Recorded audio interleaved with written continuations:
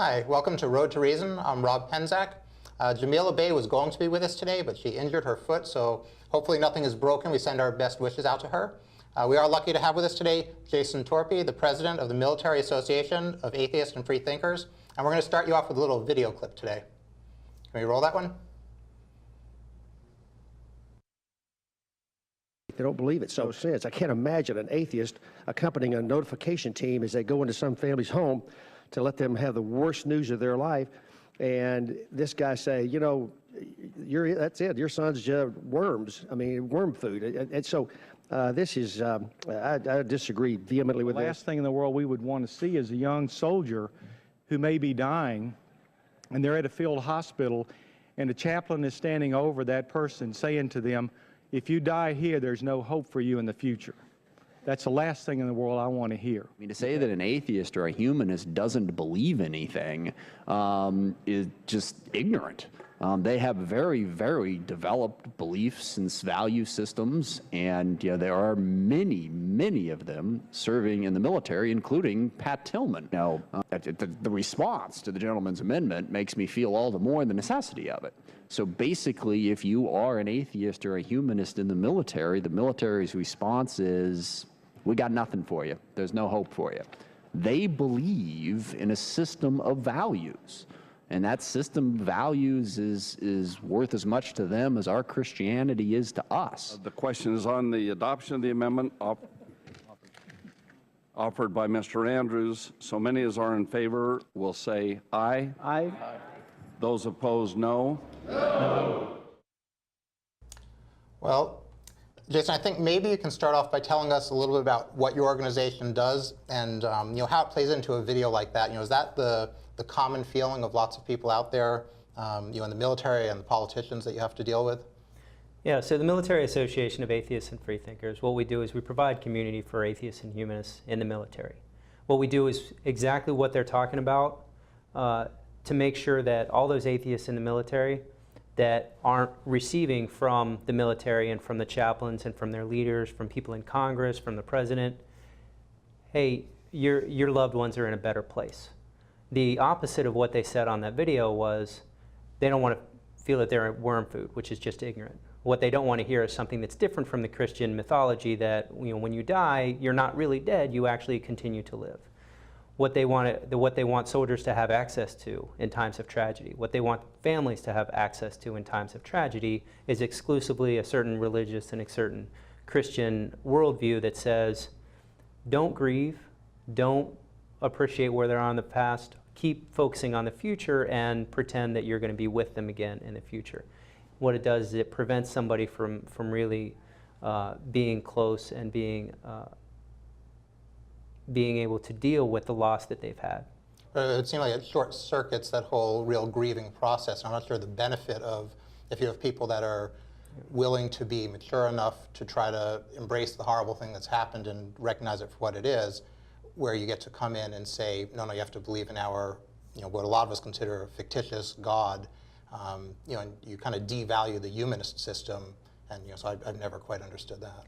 That's right. For atheists and humanists, for us, for our deeply held beliefs that we do have, and if those congresspersons were, actually really did appreciate us and understand us and know where we're coming from, they would understand the damage that we feel when, a chaplain or a doctor or a friend or a neighbor, even family, a lot of times comes and says, don't worry, they're in a better place. That person that you've lost is now in a better place.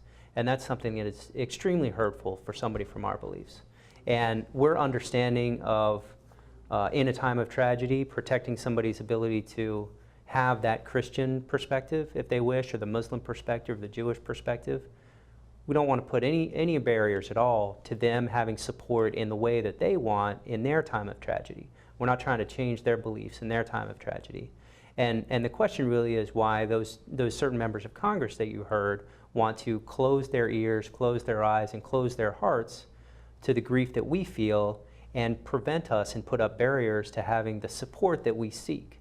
I mean, really, it's stunning that, like you said, you're not trying to come between a priest or chaplain and the dying person that's begging for their religion to be validated. Exactly. You just want the equal opportunity that if you don't believe in that and a humanist soldier is lying there badly wounded or dying, don't dump this on them in their moment of tragedy that they have to swallow your belief system.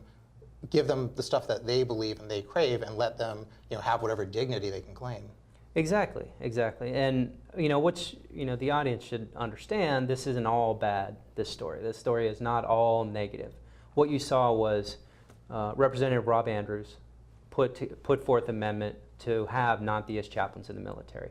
That is a big deal. Congress is talking about these issues.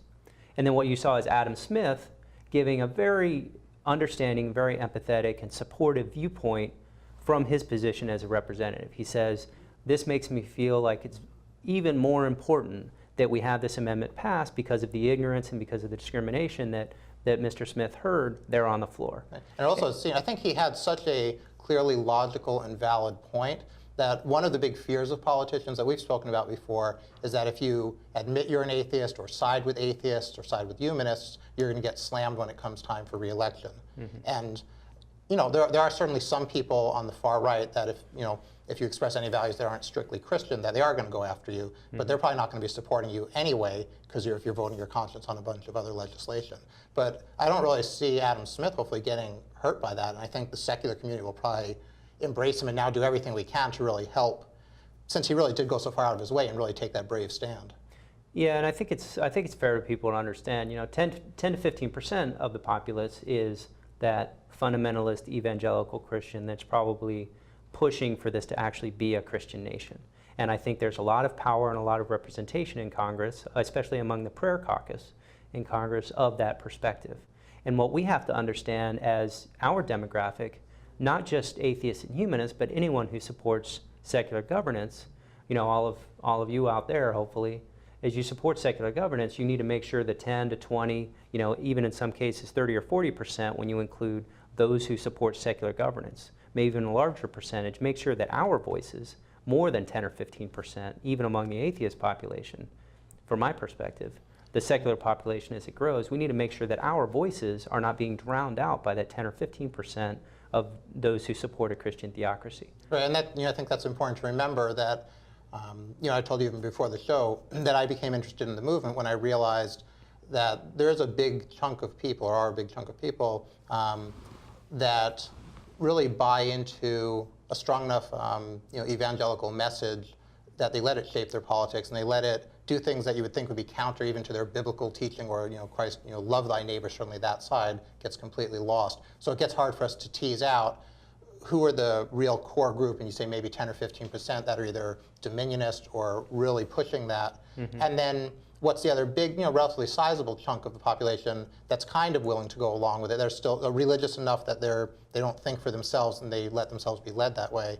And then there's probably another big chunk of people that are just religious, they happen to be religious or spiritual, but they're perfectly nice and they let their conscience kind of overrule if their religious leaders tell them to do something bad. They can section that off and still go and do the right thing. Yeah.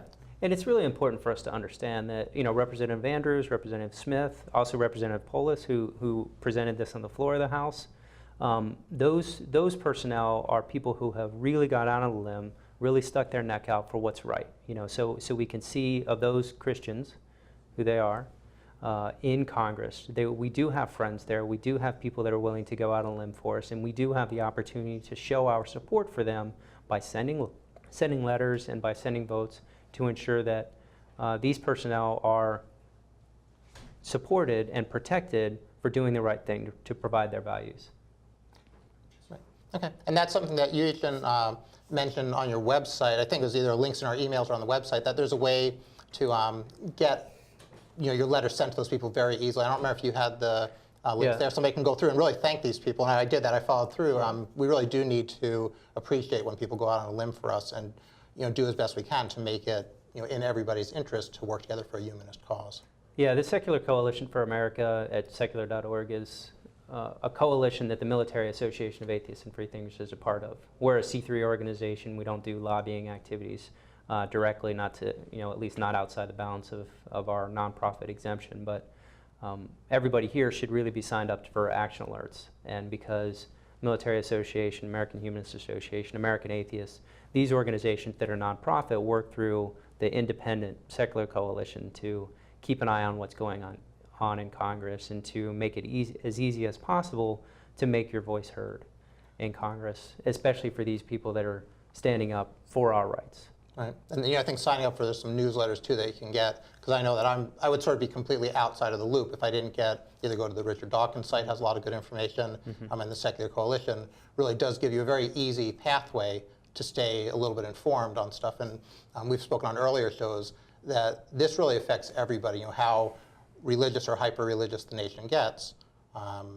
If you're just a run-of-the-mill person that's religious, you still might want to be pro-separation of church and state. Because these things spill over and affect everybody. I don't know if you want to speak for a little bit before we get started at some of your background in humanism. Right, you're on the board of the American Humanist Association. Maybe you can talk about that a little bit. And also, why did you choose to include Freethinkers in your company title there?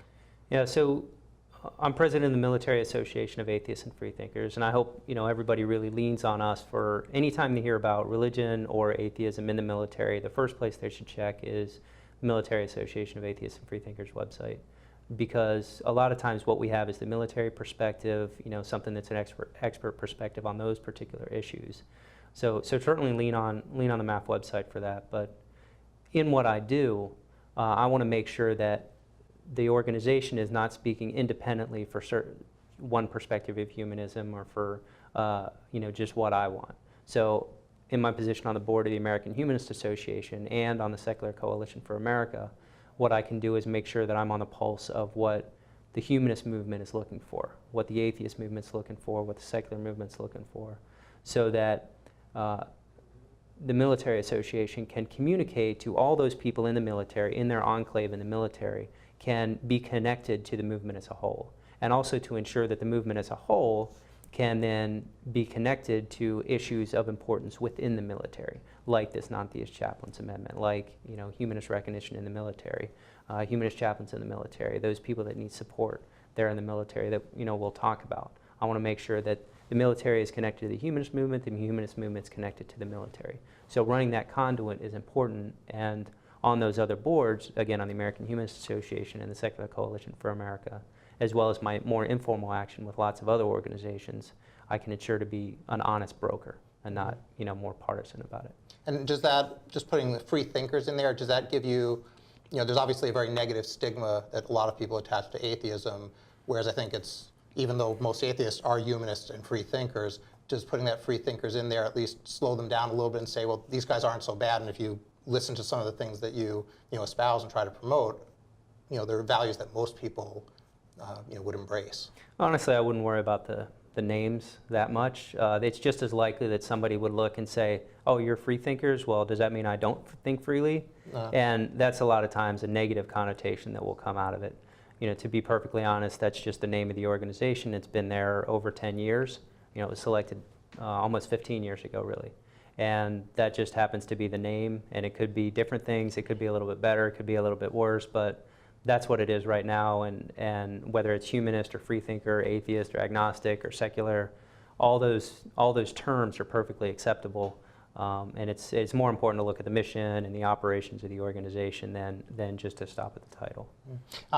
In terms of your mission, maybe you can tell us, specifically what that is, and how are you building community for, obviously, you've got a lot of young people in the military that leave their families. They're in a very uniquely stressful situation. They're cut off from their friends. They're about to face, life-threatening peril. How do you provide a sense of community for them, and why do you need to?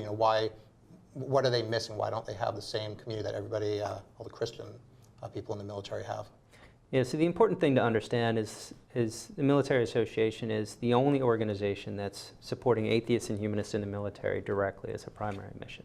So we are there specifically to ensure that all of those personnel there, as they leave their civilian organizations, as they leave their home communities, and when they're dropped into this stressful military environment, when they're isolated, when they're alone, when they're trying to start their careers and move along, and as they're pushed to the four winds all across the world, away from their culture, and in combat situations, they're able to attend to their personal values, their personal beliefs, what they think is very important to them, their meaning in life. And it allows them the opportunity to build a strong foundation of personal values upon which to grow their professional values. Provides them a supportive community to lean on when they're in those stressful and isolated situations. So that's the service that we provide, and it's really a service that anybody can benefit from.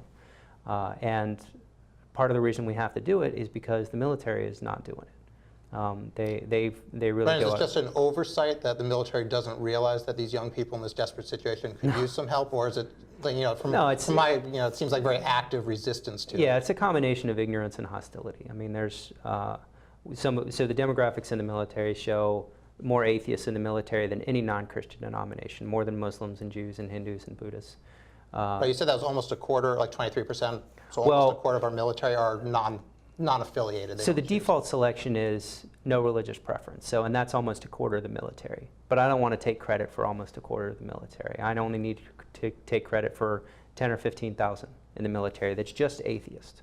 Okay. Now, there would be more. 3.6% were identified in a survey that was done. Just to back up a little bit, the more atheist than any non-Christian denomination, that's actually what they choose. So when you join the military, you're required to list your, quote, religion. And it's really your preference about religion. There's no religious preferences on there.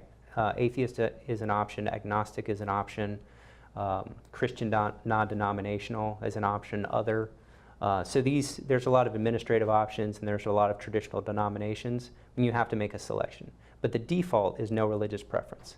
So sometimes Christians or Catholics or Jews are in there as default. A lot of atheists hide in the no religious preference option. I was going to say, out of that 3.something%, those are people really actively and aggressively saying these are my values, and they're taking a sizable risk or disadvantage by admitting. So at least that atheist percentage that's larger than all the non-Christian denominations. But the 3.6%, that was actually a survey that was done by the Defense Equal Opportunity Management Institute in 2010. They were calling people and doing surveys and discussing with them, hey, what do you identify as? But they didn't use the atheist term, they actually used the humanist term, which is currently blocked from being added to the list of official options. But when they called up and surveyed the humanist option, it was 3.6%. And that was much larger than just the atheist option that was in the military. So we know there's even more than that are self-identified, and that 3.6% was even larger than all those non-Christian denominations. So that gap grew when they asked something humanist, which is a positive expression of their values. It gives them the opportunity, even if they prefer the term atheist or whatever, they get the opportunity to say what they do believe, what they do care about, what their values are, as opposed to what their values aren't or what they don't believe in. And in terms of identification tags, I know you had on your website that's still, you just have the atheist option. Is that correct? Right. They still have. Is there any so progress on that? Or? You can go on commercial websites and you can order whatever. You can order, Domino. I like Domino's on your ID tags if you want. But on your official records, what the military looks at and what the military recognizes and what the military allows you to self-identify as is your core beliefs and values. Humanist is not an option. Ray Bradley, he's a major in the Army at Fort Bragg. He asked 2 years ago to add humanist on his tags, on the official records. And there's over 100 different options already, so it's not like this is a difficult technological challenge. He asked, the Army Chief of Chaplain's office said, no, we're not going to allow that to happen. So he requested, he got specific opposition from the Chief of Chaplain's office, and then, and right now that's where it stands. There's been objections, we've tried to escalate the issue, and we'll continue to do so.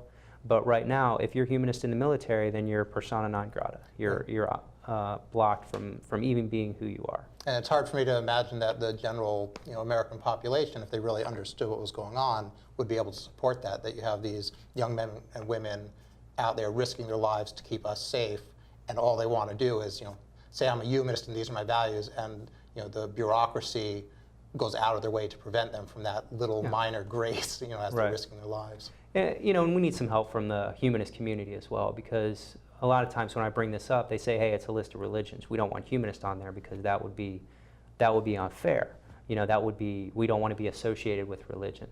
But even among the humanists that feel like that want to be entirely secular and be entirely opposed, the important things to remember are, first, there are other options, atheist, agnostic, no religious preference. They're already on the list. So it's not a list of religions, it's a list of religious preferences. Preferences about religion. And the second thing is there are humanists that want to identify that way. And so even for the humanists that want to stay more secular and be very conservative about that, they're saying no to fellow humanists that prefer to identify that way. So we really need some more support from the humanist community as well to make sure that we're consolidated and we can push through these efforts on behalf of our diversity of humanism. And who gets to say no on this? You know, is it, what are your options in trying to work through something that looks completely unfair, that the vast majority of the public, you know, will probably be on your side? But if you have to go to, you know, a George Bush or George Bush type or General Boykin, you're out of luck. They're just not, you know, they want you to suffer. Well, we don't have to bring up George Bush or General Boykin. We can talk about the current leaders in the military today and the people in Congress that you heard from earlier, all the leaders and the chaplains. Technically, this issue is purely administrative. They can just add it to the personnel file. No problem. All right, and that's what we asked. But the personnel leaders called up the chaplains, and the chaplains said no. So there's a lot of deferent. Military leaders will defer to the chaplains on what they want for anything related to what is values or beliefs or religion.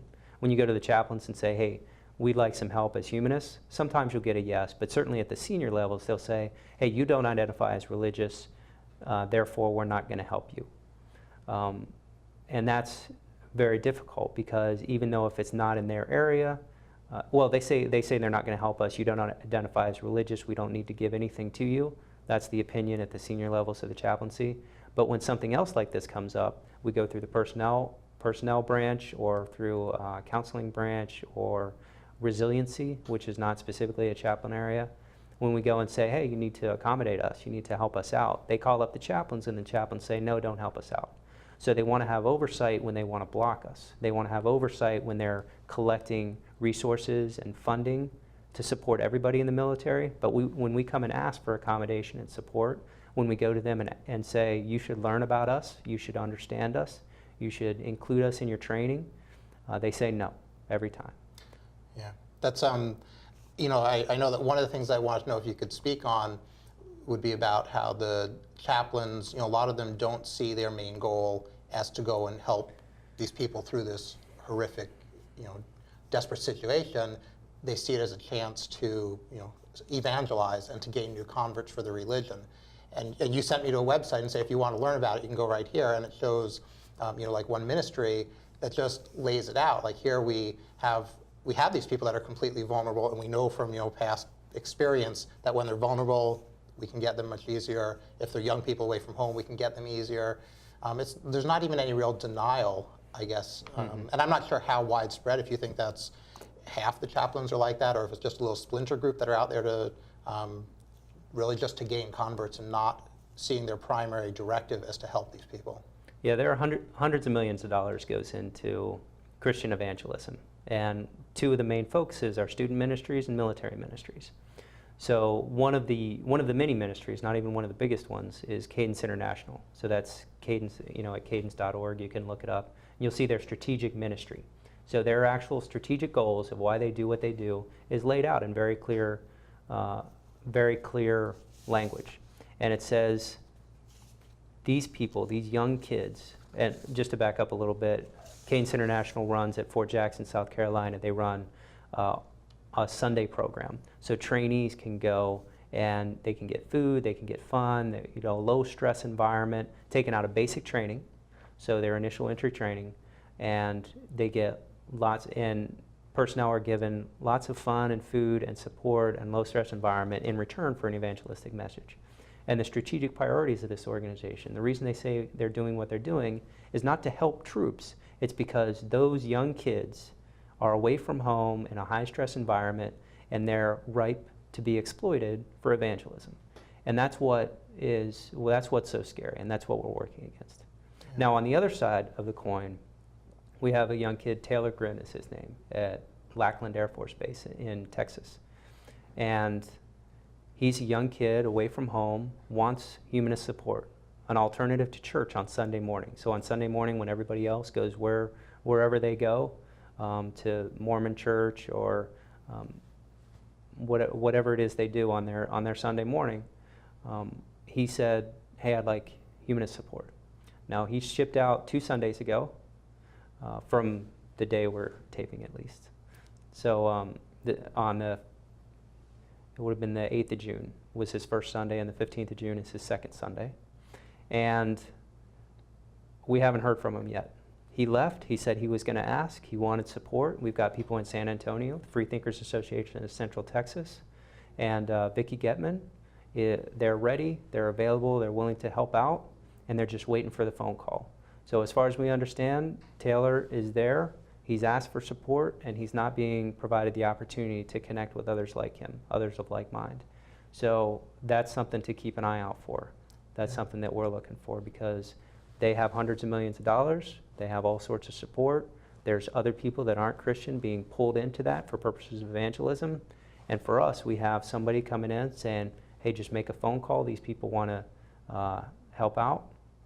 They're not even being connected. So that's what's really concerning. Yeah, I mean, I think it just really reflects the active hostility against giving atheists and humanists, a little scrap, to hold on to. It wouldn't be hard. You guys are there, people are there trying to make it work, and then you've got this organization standing in the way. And I know you brought up the amount of money, and Edwina Rogers has made a point about that, just the vast troves of hundreds of millions that go into religious right agenda, and then the secular coalition, I think it had roughly 1,000th of the spending, and it becomes very, very hard to compete and get your message out against that.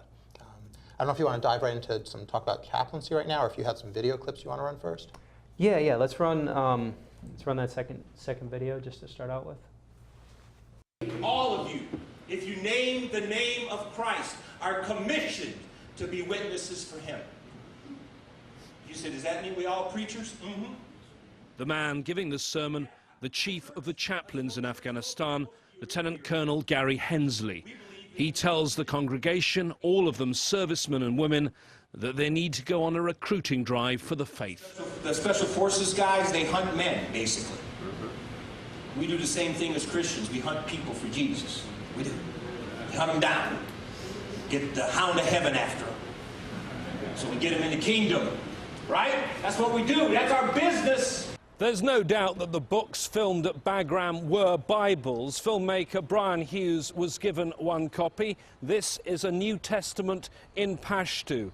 Al Jazeera has given copies of the footage in this report to military officials. So far, no comment from the Pentagon. Hunting people for Jesus? Is that what that was about? Yeah, so that was at Bagram Air Base in Afghanistan, as he explained. So this is, you've got a senior military chaplain speaking to a large group of people who all almost certainly are lower ranked than he is. And he's telling them to go out and evangelize, go out and convert others to their beliefs. And let me ask you a question. If you convert from Islam to Christianity in Afghanistan, what happens? Well, I was thinking you were going somewhere else. I'm going to say if you forcibly or coerce somebody into converting anywhere, a lot of religion has done that, but it hardly gets to any heartfelt place, makes any deep impact on the person if you're just forced to do something. But so go ahead, say it again, because I thought you were going somewhere else. So in Afghanistan, if you're Muslim and you convert to Christianity, what happens? Well, if the soldier converts from Muslim to Christianity, is that what you're talking about? Or are you talking about if you're in the population? If the general population of Afghanistan gets converted to Christian, they're probably not going to be well accepted by they're going to be killed. The rest of their cohort. Yeah, so apostasy is what that's called, and it's punishable by death, especially in the Taliban areas where the military works. And what he was talking, and what they had there, they were distributing local language Bibles, not English Bibles, local language Bibles. That's what he was holding up, and you could see the Arabic script there, and it was in Pashto was the local language they were distributing these in. So this is specifically for the United States military and their guns, and people like you saw, to spread these Bibles to the local population, to convert them to Christianity, despite it being literally a deadly, punishable by death. And that's what we're really concerned about. And it took this expose by Al Jazeera to show what was going on and to stop this. There's a separate clip that we didn't show. There's a chaplain in a smaller area, a different chaplain.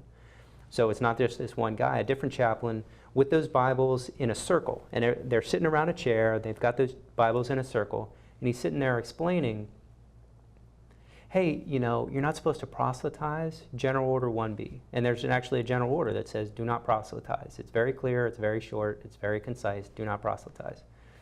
And he Is there says, a but at the end of that? nope. Any religion, belief, or faith, I think is the rest of the entire line. And he's explaining to this group of people with these local language Bibles, but it's not, you know, it's not proselytism. We're just giving them Bibles in their language to make them change their beliefs from Islam to Christianity. So a lot of times we bump into this. Anytime you hear this talk about evangelism or proselytism or sharing faith in the military, you should say, give me a definition. And a lot of times they won't have one, because in a normal person's definition, handing somebody who's not your faith a Bible or some information in your own faith without them saying, hey, you know, I'd really like to learn more about your beliefs, that's unfair. You know, that's unacceptable. There's no room for it to go around spreading your beliefs around. But in the eyes of an evangelist, the evangelism of any sort, spreading your beliefs, trying to convert others at any sort, like even taking local language Bibles and spreading it out to a population that's in danger, that obviously doesn't know anything about it and doesn't want to hear anything about it, it's not unacceptable until, I guess, I don't know when. There is no line, as far as I can tell, because they death literally isn't the line, right? People get killed. Death's not the line. You know, having guns is not the line. Never having met somebody. So that sounds like the same logic we talked about on a different show with the you know, the World Trade Center, when they found the, you know, steel beams that were twisted inside it's a cross, and they decided, no, it's not religious. It's a secular symbol. And it's like, what kind of logical gymnastics do you have to go through to make the, you know, the cross into a secular symbol? And here, what do you need if you hand out Bibles, you know, in their native language so they can read it, to bring them over to your religion? Of course, that's proselytizing. yeah, it's a very common argument to take a cross monument and say, okay, it's a war memorial. There's a whole section on the MAAF site. We call it Stolen Valor. We can talk about it. Okay. when we come Well, back. maybe we can just take a small break for a public service announcement, and we'll come back and keep going. Hey, I'm Anderson Cooper. As a parent, you want to make sure that your child knows how to deal with bullying when they see it happening. And chances are they want to help, but they don't really know how. Well, teach them that the best thing to do is calmly walk away, find a teacher or other adult, and speak up. And do your part. Be that adult they can talk to and trust will listen. Join me to help stop bullying. Go to stopbullying.gov to find out more.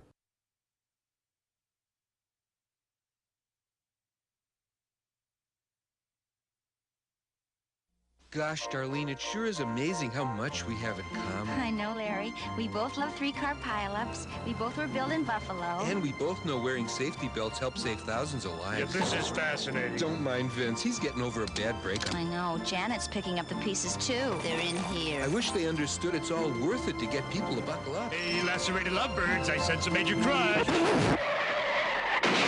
You could learn a lot from a dummy. Buckle your safety belt. Talk about head over heels. Rosita, did you know there's a right way to sneeze? Let's show them, Elmo. Got it. When you feel like your nose needs to give it a chew, this is how you act. This is what you do. Lift your arm up high, bend it toward your face. Sneeze right there in the belly place. Achoo! Achoo! You can do it with ease. Achoo! Achoo! That's the right way to sneeze. Thank you. To learn more about preventing flu, visit flu.gov.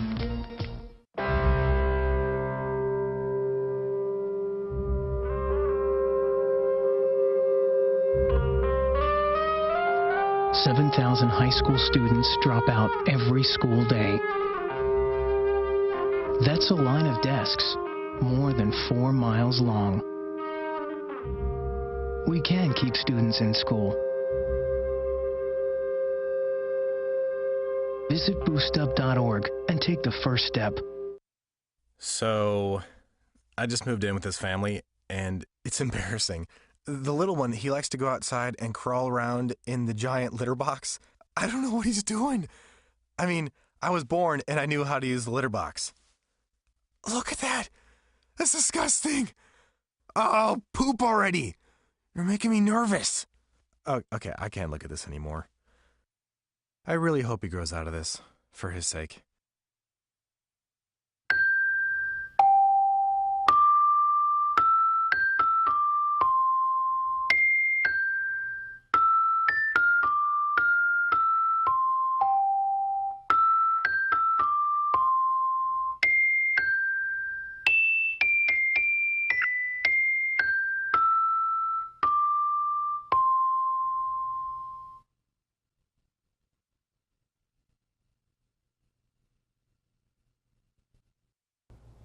Welcome back. When we left off, you were talking about crosses.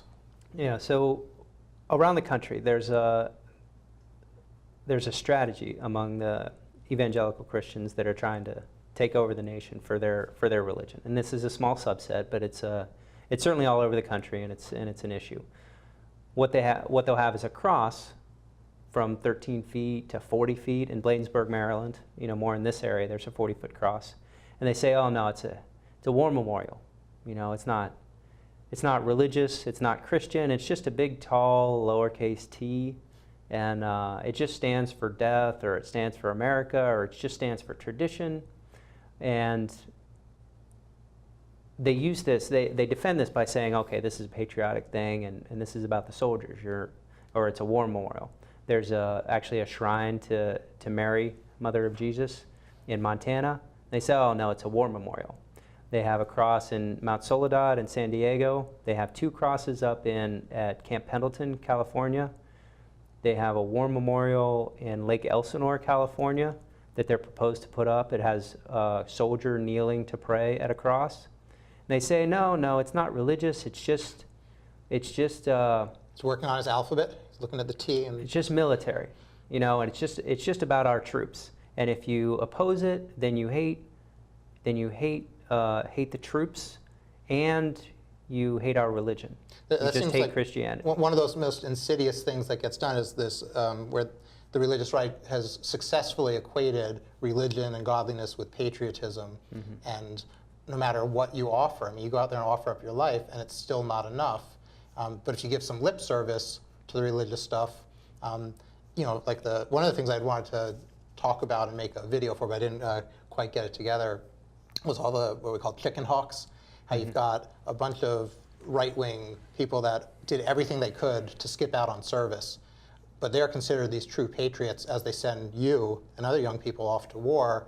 But since you don't believe in their God, you're kind of dismissed out of hand. Yeah. So it's really important, certainly for the listeners, every time you hear about atheists and foxholes, every time you hear about a cross being put up that's a war memorial, you need to remind them about the Military Association of Atheists and Freethinkers, the thousands of members that we have, the thousands and thousands of members that are atheists and humanists that have served the nation honorably throughout the history of our nation. We have members just currently in our current membership rolls from every conflict and every inter-conflict period in our nation's history back to World War II, just our current members. We have Civil War veteran, Robert Ingersoll was a Civil War veteran, and every time that this gets brought up, they need to have atheists and foxholes, the faces and the stories that you can find on the map on the militaryatheist.org site. Thrown in their face every single time. Have people to come and talk. We have members around the country, and it's not as many as we'd like, but a lot of times we can send people to parades and send people to do talks and really put a face on this issue so they can say, this is a soldier. This is a combat veteran. I graduated from West Point. I'm a combat veteran. We have people coast to coast that can talk about this intelligently and with authority and give the lie to the idea that Christianity and America are somehow intertwined. I think Pat Tillman was very famous, just because he was already in the NFL and he was a star. And looking back at that, how everything he gave up, and then after getting killed by friendly fire, having that covered up, and then the family coming out and saying, look, he was a secularist, he's not up with God, he's dead. He said it in a little harsher terms than that. Yeah. But then having the military kind of go through and say, the family's just not able to cope with this because they're only atheists and they think that he's just worm dirt. And then you look at them come back, we saw that video earlier. Here they are, these people. I have no idea if those particular people in Congress had served, but people are very quick to say you can't have atheist or humanist chaplains because they're not going to give any support. They're going to think that, they'll tell the soldier you're just worm dirt. But those aren't, the atheists and humanists aren't the ones that said that to Pat Tillman, the hero. It's the cognitive dissonance and just that disconnect that lets some religious people say one thing while acting the exact opposite way. Yeah, it's Lieutenant Colonel Kozlarek was his name, and he was an executive officer with Pat Tillman's unit, and he played prominently in the investigation and in the reports that came in, and it wasn't an atheist telling a religious person's family that their kid is worm dirt. It was a religious person telling an atheist's family that they're worm dirt. So that's what's really ironic about the congressional testimony. But at its core, it's really ignorant and prejudicial, and they need to be provided the information and the faces and the stories about how we really do handle tragedy, how we do serve in the military. And that's where I actually meant to go, is to say that, and your site, I think, does a real service in saying Pat Tillman truly was a hero, but there's a whole bunch of you guys out there that are doing this also, and all you guys need our support and deserve our respect and our thanks for what you're doing. Yeah, I mean, on the site, the top left, it says Meet MAAF, MAAF, M-A-A-F. Sometimes people don't get the pronunciation, but it says Meet MAAF, and if you click on that, what you get is over 200 names and faces and stories and service records of atheists in foxholes. And that's a resource that can be just thrown up every single time somebody says there's no atheists in foxholes. Well, what about these couple of hundred? And those are just that subset of all those people that have served in history. You've got all those people that served in history, all those atheists and humanists out there. Then you've got that subset that's MAAF membership, which is over 3,000.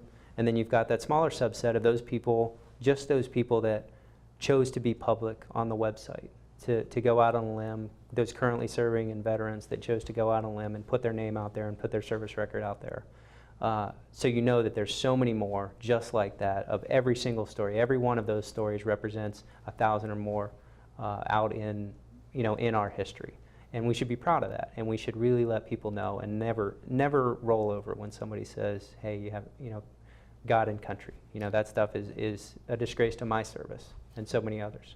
And say Susan Jacoby has a book, Freethinkers, where she kind of goes through just, decade after decade, all of these Americans that were either atheist or agnostic or certainly secular, and how they very quickly get brushed aside very purposefully and written out of the history books. And so I think it is really important to get some names and faces out there. Mm-hmm. And once you know somebody and people have seen the face and seen what they've done, it's much harder to slander and slur somebody. You're an atheist. It's like, wow, that guy died for our country. And I think it becomes much harder to extend that bigotry because you're just an atheist once they see that, oh, this is a person and it was a real story. Yeah, I agree. So now, do you have was there one more clip that you wanted to run?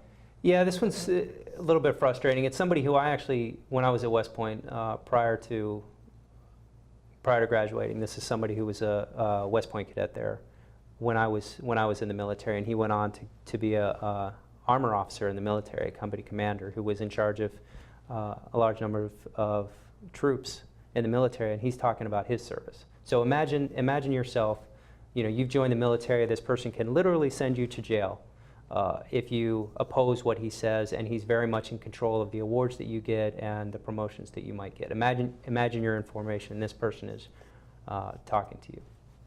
Okay. All of you, if you name the name of Christ, are commissioned to be witnesses for him.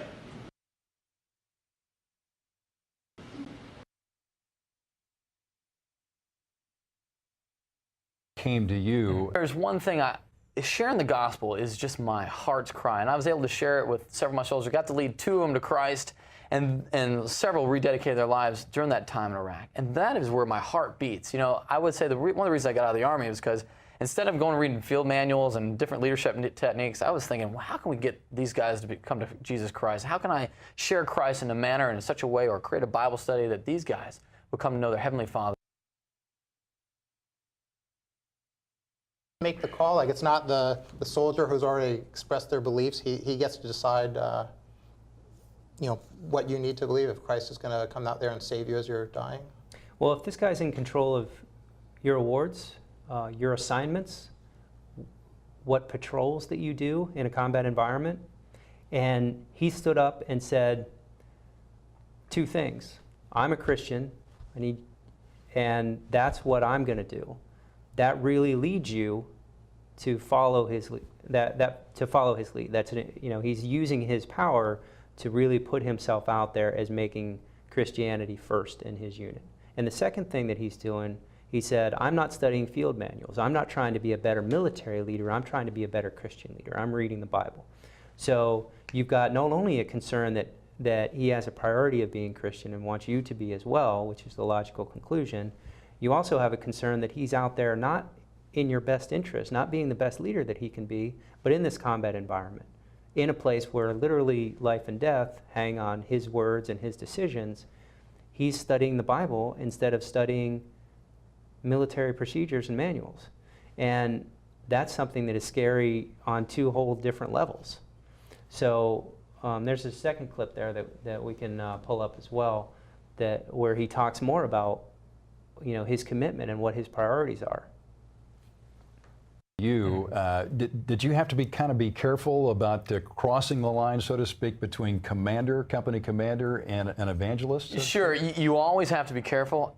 However, in a combat environment, I had atheists asking me to pray. I mean, there were just times where guys understood that they needed me to be that guy. They knew you were a Christian. They knew I was a Christian, and they needed me to be praying. In combat, you need things to be unchanging. So when I first took command, I said, I'm a Christian, and I'm a follower of Christ, and I'm going to run this company as a follower of Christ.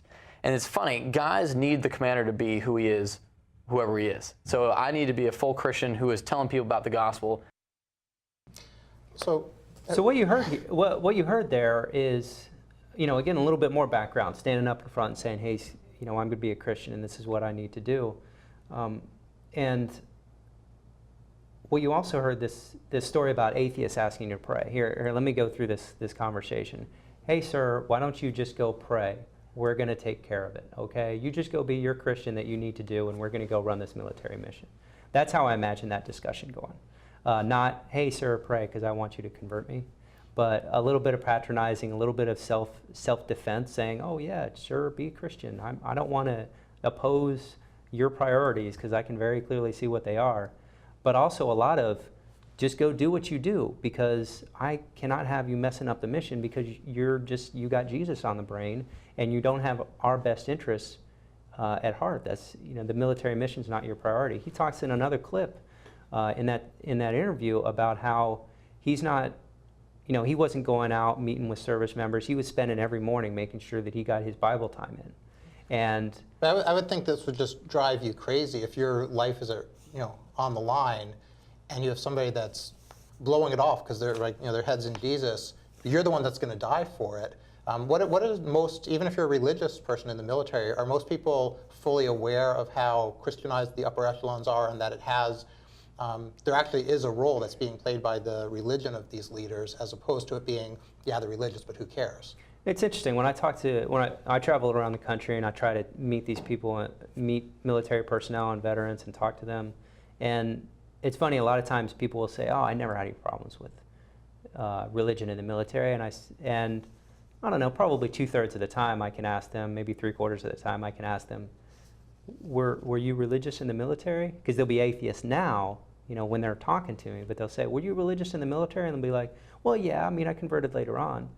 And I'm like, well, I thought so, because you don't notice, if you're not atheist yourself or humanist yourself, or if you're not attuned to these issues and really understanding the environment that you're in, if that environment is one that you want to participate in, to go to church every weekend, to participate in Bible study, to have prayers at every official event that you go to, if that's something that you're participating in and appreciating, then it doesn't seem like a big deal.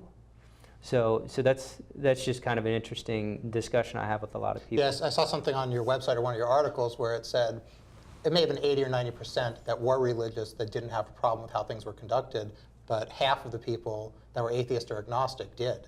That's half the troops that didn't want to be proselytized to did notice it and did have a problem with it, but they don't have a lot of avenues, I guess, to fix it. Other than your organization provides them something. But we shouldn't just assume that everybody's fine just rolling along with this. It's more, they want to serve their country, or you want to serve your country, and you're putting up with it, but you're doing the best you can to fix the situation, even in the face of such, obstinance. Well, sometimes people say in the military that it's, you're following orders and that's it. And that's not really a good understanding of the military. But what you do have in the military, what is accurate to say, is that there are reinforcing mechanisms. So whatever the predominant culture is, you're certainly, that culture will reinforce itself. And that's been played out, especially with the religion in the military. So a smaller group that's in charge, in the chaplaincy, for example, you have 98% of chaplains are Christian. And in the general population, less than 70% of the general population self-identifies as Christian. So don't let anybody get that number wrong. Don't let anybody get that number wrong. Less than 70% of the United States military self-identifies as Christian. So, but it doesn't matter because 98% of the chaplains are Christian. Every chaplain has a command advisory role. 66% of those chaplains are evangelistic in nature. The Southern Baptist, the Bible churches, the really fundamentalist denominations. That was the more striking feature to me, having come to it not knowing a lot about it. You know, I read that in your stuff, that 2/3 of these people really are out there hammering it home and proselytizing, and that's their goal. And again, it's not just somebody happens to be religious, it's their religion is really affecting you, whether you want it to or not. Yeah, at least that's the concern. And I don't want to throw anybody under the bus, but I'm just reading their websites, and they say, hey, our most important thing, what's most important for us is to evangelize. And when 66% of the chaplains is that kind of denomination, and those same denominations are represented in the general population, less than 19%, then that's a disparity that really plays itself out in these systematic problems within the military. So that's, I mean, that's just something that those demographics really show a problem that wouldn't be tolerated in a corporate environment or in really any environment except the military. And so who is taking, maybe you can talk about the problem if somebody's, a Christian or especially an evangelical chaplain, are they meeting the needs of just your regular humanist? Who is going to fill that role? Is anybody standing in the wings ready to fulfill that role? And that's what I really want to focus on for my organization. What we're focused on is not so much opposing Christianity in the military or worrying about proselytism. That's relevant because you have to have a safe space to be yourself. But what we really try to do is ensure atheists and humanists in the military have the support that they need, that they're able to connect with our environment. And there are 5,000 chaplains in the United States military, 5,000 senior officers that come from all backgrounds, 98% of them Christian, but still many different backgrounds. They train on the Jewish perspective. They train on the Muslim perspective. They train on the Wiccan perspective. They're perfectly willing. Any Christian chaplain, if a Wiccan comes in or a Muslim comes in or a Hindu comes in, they know that they're supposed to support them. They know how to support them. They know to provide referrals. And although some of them do a bad job, they at least have the understanding, the background, and the training. They know what they're supposed to do. And they may or may not follow through well. But what I want is to make sure that they know what they're supposed to do, that they have the background, they have the training, they understand what they're supposed to do and what the perspective are, and they actually follow through and pick up the phone and call the Military Association of Atheists and Freethinkers, or the American Humanist Association, or the American Ethical Union. When an atheist comes in, or when a humanist comes in, they need to call up and make those same referrals and try to provide those support. Because if a Mormon comes in to see a Lutheran chaplain, that Mormon gets help. If a Muslim comes in to see a Jewish chaplain, that Muslim gets help. So, and the same thing should be there if a humanist comes in to see a Muslim or a Jewish or a Mormon chaplain, if that's who happens to be on duty, that person needs to have an understanding that's somewhere better than, well, they just believe in nothing. They just believe in worm dirt. That understanding needs to be professional, it needs to be thorough, and they need to be willing to follow through and make that phone call to help out atheists and humanists in the military. And until that happens, MAAF has to do their job for them, and that's why, that's what we use our resources for. It really puts you in an adversarial role that you probably don't want to be. You probably would love to work with them, but you get so much friction and resistance that you're left no other options. I think it's very ironic that there's support for Wiccans, or witches who they used to burn, but if you're a humanist or an atheist, too bad, just deal with your suffering. Yeah, and it's true. It's true. If we had the support that the Wiccans have, I wouldn't hardly have anything to complain about. There aren't any Wiccan chaplains in the military, but there are 5,000 chaplains in the military that train about Wiccan beliefs. They understand where they're coming from. They know who to call. They're willing to provide lay leaders and support. They have materials. There's a Wiccan circle at the Air Force Academy that's really open to everybody, but the Wiccans have a lot of support and a lot of understanding, a lot of cachet. They're in training materials. And if we had that same thing from the non-theistic perspective, then we would be light years ahead. Maybe you can tell us a little bit about what kind of support are the chaplains out there offering, right? It's not just a religious method. There's a whole lot more that they do. Yeah, again, like I said, if a Muslim comes in to see a Lutheran chaplain, that Muslim gets basically everything they're looking for except for that specific faith-based support. But if there are just a few Muslim chaplains in the military, so almost invariably that Muslim is not going to go in and see a Muslim chaplain that day. They're going to be referred to a local cleric or local imam to get faith-based support, and that's fine. They have been facilitated in what they need. And the same thing, if a humanist goes in to see a Muslim chaplain, that Muslim chaplain needs to be able to refer them to the local humanist group in the area. And if you switch that around, if there was a humanist chaplain, which we have several candidates for that are working through the process within the military, if a Muslim comes in to see a humanist chaplain, that humanist chaplain has just as much ability and understanding as a Jewish chaplain or a Catholic chaplain to provide them referral to their local area, to understand where they're coming from, to give them materials. There's no reason in the world that a humanist chaplain can't do everything that other chaplains do. And can you talk about some of the requirements that you need to go through as a chaplain? And your organization, does it either endorse, or does it, what kind of power does it have to declare, yes, this person has done their training and they can be a helpful chaplain? Yeah, so MAAF is currently endorsing chaplains in the military. There's Chaplains Click Here is the link on the website, both to help those 5,000 chaplains in the military do their job better, and outside the military for that matter. And there's information on how individuals can become chaplains if they're interested. Okay. One other thing I wanted to jump to is about the atheists in the foxhole, where Andy Thompson, the psychiatrist who wrote Why We Believe in God or Gods, says instead of no atheists in foxholes, maybe there's only atheists in foxholes. If people really believe in their God's going to save them, steer the bullets away, or that heaven's waiting for them anyway, what are they doing diving into the foxholes? Well, I poked him a little bit about that section in the book. Later on in the book, he mentions MAAF, which I appreciated. But when he's talking about atheists in foxholes, I prodded him a little bit. From my perspective, a scared Christian is an atheist any more than an angry an angry Christian isn't an atheist if they're angry at God, and a scared Christian, a scared atheist is not Christian. So I try to put those away. Well, I think we're wrapping up. Thank you guys very much for joining us this week. Jason, thank you for coming in and talking with us. Thank you. We look forward to seeing everybody next time on Road to Reason.